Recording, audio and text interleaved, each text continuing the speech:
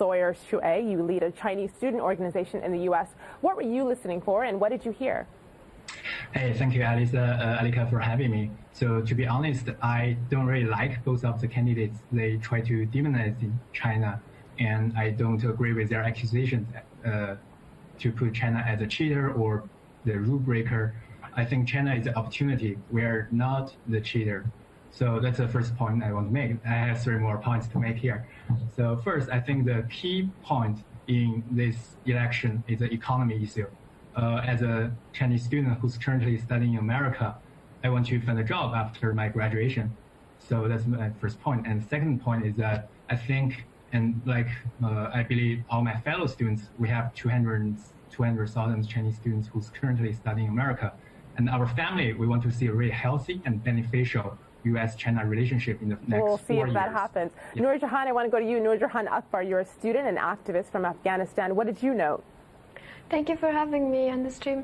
I was very disappointed at the debate. There was absolutely no mention of negotiations with the Taliban, negotiations that are now happening under the eye of the American government, with the support of the American government, and there was no mention of women's status after 2012 in Afghanistan, and ways to guarantee that women will continue to be part of government, will continue to have access to education.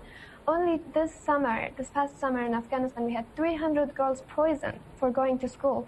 What is the guarantee that that won't happen more after 2014? Both candidates argued that they think Afghanistan will be ready after 2014, by 2014 for troop withdrawal. We'll have to see. Well, Tarek, I want to go to you. Tarek Muzili, you're an Egyptian scientist at MIT. What was your takeaway tonight? Thank you for having me. So I was very disappointed by the debate. I felt that both men were the same. There was very little policy about really solving complex problems, about addressing the real issues. It was only about getting domestic votes.